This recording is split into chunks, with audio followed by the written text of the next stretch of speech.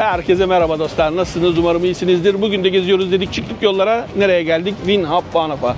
Viyana'nın merkez tren istasyonuna. Peki neden geldik? Bugün 3 Temmuz 2026 Cuma günü. Viyana'da okulların son günü. Viyana'daki okulların son günü olmasından dolayı Viyana'daki ulaşımlarda bazı değişiklikler oldu. 6 Eylül'e kadar normal şartlarda 0-6 yaş çocuk grubu tüm Avusturya'da ücretsiz seyahat etme hakkına sahiptir.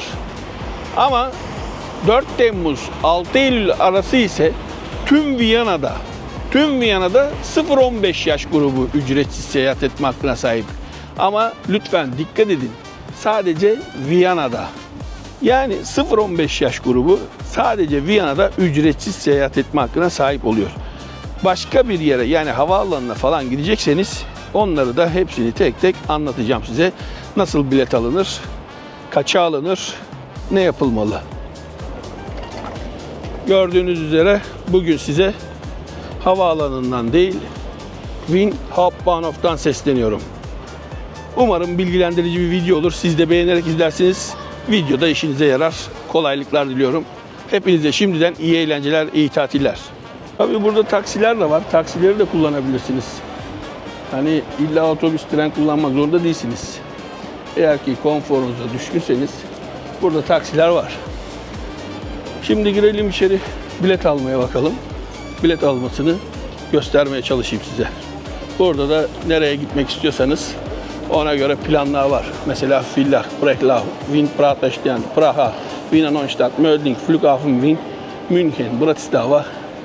Öyle devam ediyor. Buradaki ekranlardan kontrol ederek istediğiniz yani nereye gidecekseniz peronlarına bakın, ona göre gidin. Bakın burada da şehirler arası giden trenlerin planı var. Siz hangi vagona binecekseniz orada bekleyin. Daha rahat olur diyor yani peronda. Burada hepsini gösteriyor tek tek. Mesela Budapest mesela. Mesela Wien Westbahnhof demiş. Ama Kiev'den geliyor. Atıyorum Bregenz'e gidecek. Münhen'e gidecek. Ve Münhen'e gidiyor ama Graz ve Klagenfurt üzerinden geçecek. Buradaki nereden geçiyor? Buradaki direkt Münhen'e gidiyor bakın. İşte burası Villach'a gidiyor. Prah'a gidenler. Flughafen'a giden var. Buradan tek durak Flughafen'a gidiyorsunuz. Şimdi hemen bilet fiyatlarını söyleyeyim bakayım. Stadtgrenze bir tane Erwachsene yapalım. 2.30 sadece havaalanı yönünde. Çünkü şöyle diyeyim size, sizin burada biletinizin olduğunu düşünüyoruz. Onun için öyle söylüyorum. Öbür türlü biletiniz yoksa şayet hemen onu da yapalım, çıkalım. Kaç para tutacak? 5.50 tutacak. Tamam mı dostlar? Biletiniz yoksa Viyana içinde 5.50 ödeyeceksiniz. Viyana içinde biletiniz varsa 2.30. Hemen çocukları hesaplayalım. Bunu silelim. Bir tane çocuk 15 yaş yapalım. Hauptstadt Viyana ücretsiz olduğu için 2.30. 15 yaşındaki çocuk 2.30. Hemen 14 yaş yapalım bir tane. Hemen 14 yaş yapıyoruz. Eğer ki yılını doldurmadıysa sıkıntı yok. 1.20. 1.20 dostlar. Yani şöyle diyeyim size. 15 yaşına kadar dedim ama yani doğum tarihini dolduruna kadar. Hani bir gün varsa mesela bir gün bile doğum tarihine ay olarak, gün olarak varsa yine ücretsiz takılabiliyor. Ama eğer ki gün olarak doldurduysa ücretli dostlar.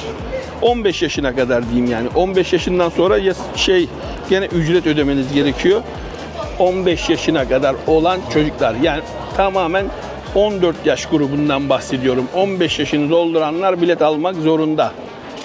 Şimdi mesela Wien Westbahnhof, buna binebilirsiniz. Bregenz, Flughafen, Bratislava. Bu tarz yerlere ekstra bilet almak zorundasınız. Hemen göstereyim bunların hangi tren olduğunu. Eğer ki havaalanına gidecekseniz de demin göstermiş olduğum gibi 1.20'lik bileti alacaksınız çocuğunuz için. Kendinize de 2.30'luk bileti almanız lazım. Eğer ki Viyana içinde biletiniz varsa 2.30'luk biletiniz yoksa da 5.50'liği alacaksınız. Mesela şu karşımdaki tren Münih treni. Bu trenlere binmiyorsunuz.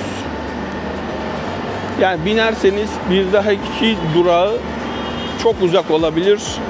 Büyük bir ceza yiyebilirsiniz. Eğer ki 4 kişilik bir aile olduğunuzu düşünürseniz 135'er Euro'dan düşünseniz, normal iç hatlardan bahsediyorum. Biz bu şehirler arasından bahsetmiyoruz. Belki bunların cezası daha pahalı da olabilir, bilmiyorum.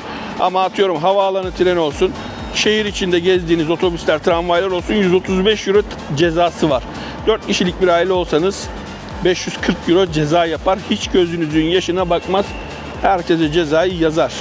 Burada çünkü kesinlikle acıma sistemi yok abicim. Hani yok ben turistim, anlamadım, bilmedim, etmedim, şöyleydi, ne olur Allah rızası için şu, bu değil. Af yok. Direkt yazar. Param yok derseniz de siz söyleyin, kredi kartınızdan, bankomat kartınızdan çekerler. Hiç. Burada kesinlikle o tarz bahanelere asla kulak asmıyorlar. Onun için en önemlisi emin olmak. Emin olmadığınız hiçbir şeyi yapmayın. Mesela bu trene kesinlikle biletsiz binmeyin. Bu tren şehirler arası bir tren. Mesela şimdi başka bir treni göstereceğim size. Otobüsleri göstereceğim, tramvayları, metroları. Onlara gönül rahatlığıyla binebileceksiniz. Ama yine de dikkat edin. Lütfen. Bilmediğiniz bir konu olursa da, eğer ki baktınız ki tam emin değilsiniz, lütfen videonun altına yorum olarak soru yazın. Elimizden geldiğince cevaplamaya çalışalım. Benim tek derdim sizin ceza yememeniz. Geçen ben İstanbul'a giderken trende tam 4 kişiye 135'er Euro ceza yazdı. Hiç acımadı. Hepsi de arkadaştı. Bileti nereden alacağımızı bilemiyorduk dedi. Sıkıntı yok dedi. Sorun değil, ben veririm size bileti. O 135 Euro'nun içinde bilet parası da dahil. Ekstra bilet parasını da kesiyorlar size. Yani sadece ceza kesmiyor. O bindiğiniz biletin parasını da alıyor sizden. Mesela şurada U1 yazıyor. Tramvay var, otobüs var. Onların hepsini kullanabilirsiniz dostlar. Mesela buradan bindiniz ya havaalanı trenine. Buradan binerseniz aynı CAT gibi tek durak gidiyorsunuz. Ama buradaki fiyatı veriyorsunuz. CAT'inki gibi 15-16 Euro vermiyorsunuz dostlar. 5.50 veriyorsunuz. Ama dediğim gibi çocuğunuz Viyana için ücretsiz olduğundan dolayı muhakkak o 1.20'lik bileti almayı unutmayın. Bakın, tek durak diye sakın hani lan bir şey olmaz demeyin ha. Kontrol oluyor. Kontrol oldu mu da 135 Euro artı 1.20 alırlar. Haberiniz olsun, aman diyorum, bunu üstüne basa basa söylüyorum. Hemen 2-3 sene önce çektiğim videolarımda da üstüne basa basa söylediğim, İnşallah hiçbiriniz ceza yememişsinizdir. Bazı konular, tabii bazı cümleleri tekrar söylediğim için sıkıcı oluyor olabilir ama sizin tamamen cebinizi düşündüğüm için söylüyorum. Lütfen biletinizi alın. Flughafen treni geldi. Bu havaalanından geçecek. Budapeşte'ye gidiyor ama bu trene binebiliyorsunuz dostlar. Buna dikkat edin. Demin gösterdiğimin hemen aynısı tren ama bunun gittiği yön farklı olduğu için dedim ya size, bir durak gidiyor. Bu Budapeşte'ye ya da Bratislava'ya giden trenlere binebiliyorsunuz havaalanına gitmek için. Eğer ki havaalanından geçtiği yöndeyse. Ama buna da 1.20'lik bilet almak zorundasınız, haberiniz olsun. Lütfen almayı unutmayın. Bu trenleri seviyorum çünkü hızlı tren, ekspres tren gibi. Bakın burada yazıyor zaten. Gördüğünüz gibi. Yani CAT'e 16 Euro vereceğinize buna 5.50 verin. Yine tek durak ve ekspres. Onu anlatmaya çalışıyorum. Ama eğer ki Prater'den ya da Wien-Mitte Landstrasse'den binecekseniz orada tabii ki her durakta duruyor. Bazı trenler orada da ekspres, her durakta durmuyor. Eğer ki ona denk gelirseniz tabii ki hızlı varmış olursunuz yine. Şimdi bakalım başka nelere binebiliyorsunuz. Onları da göstereyim size. Umarım bilgilendirici bir video olur. İşinize yarar. Çok mutlu olurum. Ama dediğim gibi takıldığınız sorular, aklınıza takılan, eğer ki soru işaretleri varsa da muhakkak yorumlarda belirtirseniz elimizden geldiğince yardım edelim. Mesela dostlar, şu otobüslere gönül rahatlığıyla binebilirsiniz. Bunlar genelde yani %99'u Viyana içinde çalışan otobüslerdir. Bu kırmızı beyaz olanlar. Şimdi size diğer otobüsü göstereyim. Ona binerken dikkat etmelisiniz. Muhakkak şoföre sorun. Şoför bilet satıyor olması gerekiyor bunlarda. Bunlar genelde çünkü Viyana dışına çıkan otobüsler. Onların renkleri farklı. Otobüsler şu. For yazıyor bakın. Yeşil beyaz otobüs. Bunlara binerken dikkat edeceksiniz. Bakın üstünden de yazıyor. Wien, Niederösterreich, Burgenland. Viyana, aşağı Avusturya ve Burgenland'a gidiyor. Onun için bu otobüse binerken otobüs şoförüne muhakkak sorun. Ceza yemeyin. Bakın bir tanesi gidiyor. Şimdi şöyle, turist çocukları Viyana içinde ücretsiz. O garanti. Ama diğer Viyana dışına çıkarsanız ücretli. Mesela benim çocuklarım okul kapalı olmasına rağmen hem Niederösterreich hem Burgenland onlara ücretsiz gidebiliyor. Çünkü biz ona sezonluk bilet alıyoruz. Mesela dostlar, iki otobüs. Bu havaalanı otobüs. Buna istediğiniz kadar 0-14 yaş olsun, 15 yaş olsun. Bu otobüs ücretli. Bunu zaten otobüs şoförü biletini satıyor. Haberiniz olsun. Hani bazı otobüslere zaten binemezsiniz biletsiz. Ama ben yine de size göstereyim dedim. Bu karşıdaki otobüs havaalanı otobüs. Buna binemezsiniz. Yani nerede kalmıştık? Benim çocuklarım mesela. Ben onlara Eylül 1'de bilet alıyorum. Bir dahaki Eylül'ün 15'ine kadar ya da 1'ine kadar o bilet geçerli oluyor. İki çeşit bilet türü var. Buradaki öğrenciler için satılan iki çeşit. Biri ucuz, biri pahalı. Ucuz olan okulla ev arasındaki ulaşım araçlarını kapsıyor. Sadece ev ile okul arasındaki. Başka hiçbir yere, hiçbir araca binemez. Yani atıyorum U1 metrosu, U3 metrosu kullanacaksa evden okula sadece U1, U3. İkinci seçenek ise Wien, Burgenland, Niederösterreich diye geçiyor. Viyana içinde her yeri kullanabiliyor, her ulaşım aracını kullanabiliyor. Biri 90 euro, biri 25 euro olması lazım ya da 20 euro o civarda. Biz 90 euroluğunu alıyoruz. Çocuklarla istediğimiz yere, onlara mesela ben havaalanına giderken bilet satın almıyorum. Çünkü ücretsiz seyahat etme hakkı var, bileti var. Benim de yıllık kartım var. Ama benim yıllık kartım maalesef Niederösterreich'te geçmiyor. Mesela şu otobüslere binmeniz kesinlikle ücretsiz. Yani 0-14 yaş. Şimdi bir de tramvay bakayım. Tramvayı göstereyim size. Trenimizi gösterdik. Tramvayımızı, otobüslerimizi gösterdik. Bir de tramvaya baktık mı? Bundan sonra da dediğim gibi aklınızdaki sorular, soru işareti varsa da muhakkak yazın ki birlikte çözüme ulaşalım. Bakın dostlar, mesela bu tramvaya binebilirsiniz. Bu tramvayların hiçbiri Viyana dışına çıkmıyor. Yani gönül rahatlığıyla, hiç korkmadan, çekinmeden bu tramvayları kullanabilirsiniz.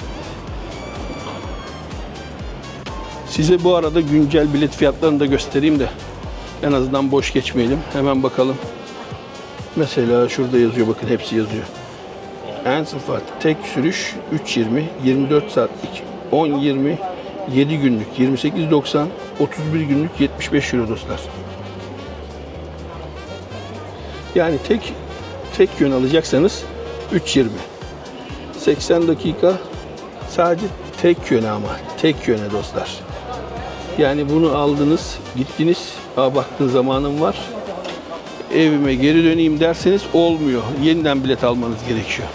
Aklınız olsun, yine cezaya düşersiniz yani. O aldığınız evden gezmeye gittiniz, o yöne doğru 80 dakika gidebilirsiniz. Ama tekrar o biletle geri dönemezsiniz. Tek dikkat etmeniz gereken araçlar bu trenler dostlar. Bu trenlere dikkat edin. Bu trenlere biletsiz binerseniz muhakkak ceza yersiniz. Çünkü sürekli kontrol oluyor. İçeride adam geziyor. Ekstradan biri bilmiyor yani. Benden size uyarması. Otobüse binebilirsiniz. Belki şoför sizi uyarır, bilet satar. Viyana içindeki otobüs şoförlerinde kesinlikle bilet satılmıyor. şoförler sizi uyarmaz.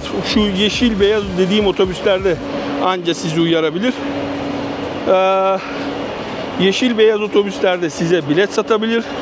Ama kırmızı beyazlarda asla ve asla bilet satılımı yasak 2018'den bu yana.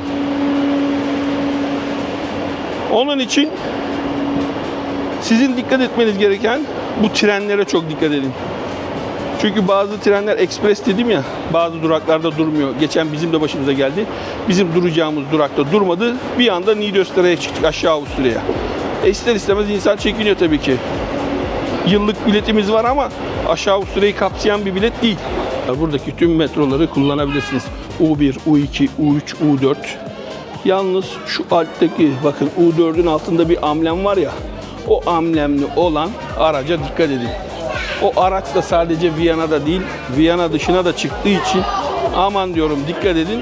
Onu genelde siz kullanır mısınız bilmiyorum ama kullanacak olursanız da çok dikkat edin. İçeride onun otomatı oluyor. Muhakkak oradan bilet alırsınız artık. Tabii okulların son günü olduğu için biraz kalabalık dostlar. Kafa ütüleniyor ama maalesef yapacak bir şey yok. İdare edeceğiz. Hepimizin çocuğu var. Bizimkiler de karnını alacak. Gerçi benim bir tek oğlan kaldı. Bir kızım zaten üniversite okuyor. Diğer haftaya sınava girecek. İnşallah bakalım. Hukuk sınavına girecek. Diğer kızım da şeyde okuyor. Siz söyleyin, tıpta okuyor. Doktor olacak inşallah. Bir tek oğlum kaldı. Oğlum da yani buradaki şeye göre o boş tüfeğe geçti. Türkçesini bilmiyorum tam olarak yani. O da inşallah sağ salim bitirirse, o da inşallah bir üniversite sınavına girip güzel bir meslek sahibi olursa çok mutlu olacağız. Hiçbir çocuğuma şu mesleğe sahip ol diye öğüt vermedik. Hepsinin kendi tercihi. Onun için çocukları lütfen sık boğaz etmeyin. Sınava girecekleri illa mühendis, memur, doktor, şu bu olun diye ısrar etmeyin. Çocukların kalbinden ne geçiyorsa o meslekleri seçsin lütfen. Evet, metromuz geldi. Bu metro bizi 1. Viyana'ya götürecek. Yani 1. bölgeye, katedralin oraya. Tabii ki Viyana'ya gelmek için birkaç sebep. Mesela bu güzel yapıt. Mesela şu karşıda Graben. Hemen düz gidin. Opera binası, parlamentoydu, Rathaus'tu. Her yeri gezin. Bugünlük de videomuz bu kadardı. Umarım keyifli ve bilgilendirici bir video çıkmıştır. Siz de işinize yarayacak bilgiler alabilmişsinizdir. Videomu beğendiyseniz beğenip paylaşmayı, kanalıma abone olmayı unutmayın lütfen. Aklınızda kalan sorular ve soru işaretleri varsa yorumlarda muhakkak belirtin. Bir dahaki videolarda görüşmek üzere. Kendinize iyi bakın. Bay bay.